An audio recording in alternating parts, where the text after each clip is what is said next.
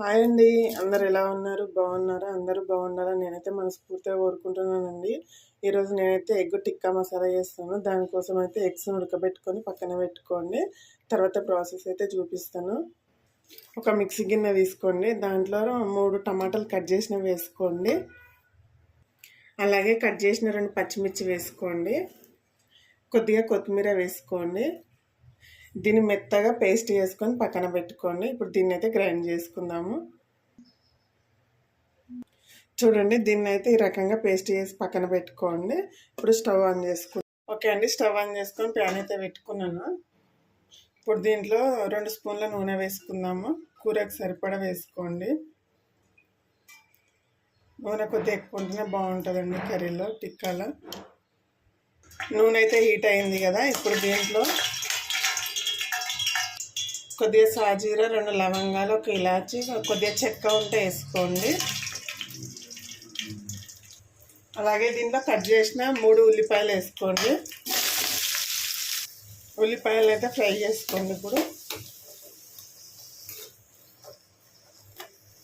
చూడండి, ఉల్లిపాయలు అయితే వేగుతున్నాయి కదా. ఇప్పుడు దీంట్లో కొద్దిగా కరివేపాకు వేసుకుందాము.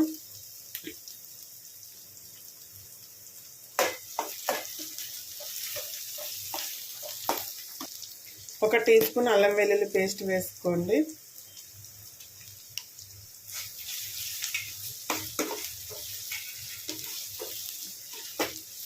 దీన్ని బాగా ఫ్రై కానివ్వండి.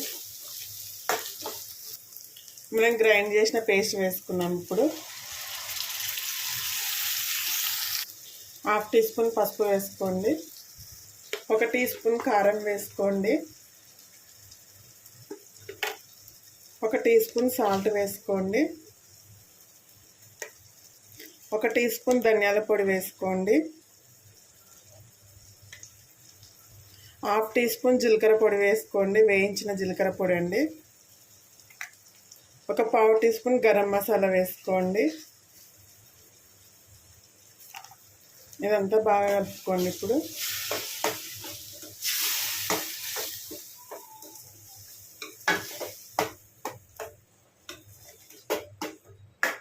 ఒక 10 మినిట్స్ సిమ్లో ఉడకనివ్వండి. మూత పెట్టి సిమ్ పెట్టి ఉడకనివ్వండి. బాగా మగ్గిపోతుంది అప్పుడు.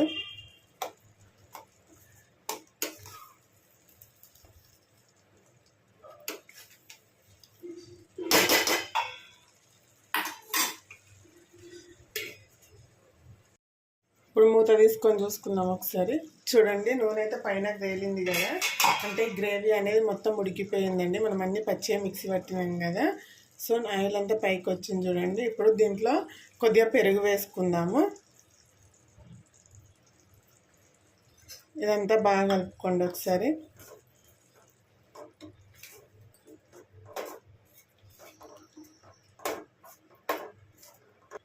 ఒక 2 మినిట్స్ మూత పెట్టి మగ్గనివ్వండి. పెరిగేసినాం కదా ఇప్పుడే.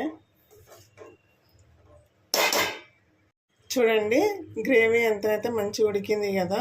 పెరిగేసినాక ఇట్లా నూనె అంతా ఇట్లా పైకి తేలాలండి. ఇప్పుడు కొద్దిగా వాటర్ వేసుకుందాము. గ్రేవీకి సరిపడా వాటర్ వేసుకోండి.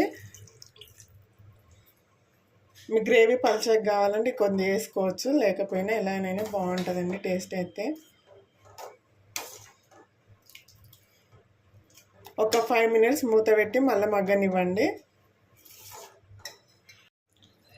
చూడండి, గ్రేవీ అయితే ఎంత బాగా వచ్చిందో కదా. ఆయిల్ అంతా పైన తేలింది.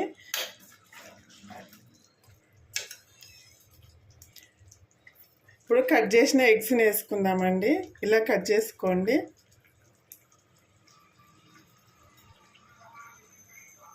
మీ ఇష్టం, ఇలా రౌండ్గానైనా కట్ చేసుకోవచ్చు. పిల్లలు ఇష్టంగా తింటారు కదా ఇలా ఉంటే.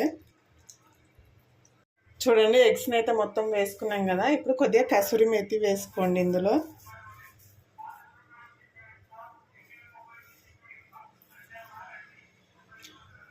అలాగే ఫైనల్గా కొత్తిమీర వేసుకోండి. ఓకే అండి, ఎగ్ మసాలా టిక్కా అయితే రెడీ అయిపోయిందండి. ఈ వీడియో కనుక మీకు నచ్చినట్టయితే ఒక లైక్ చేయండి, షేర్ చేయండి. అలాగే మన ఛానల్ని సబ్స్క్రైబ్ చేసుకొని సపోర్ట్ చేయండి ఫ్రెండ్స్. ఓకేనా మరి, బాయ్.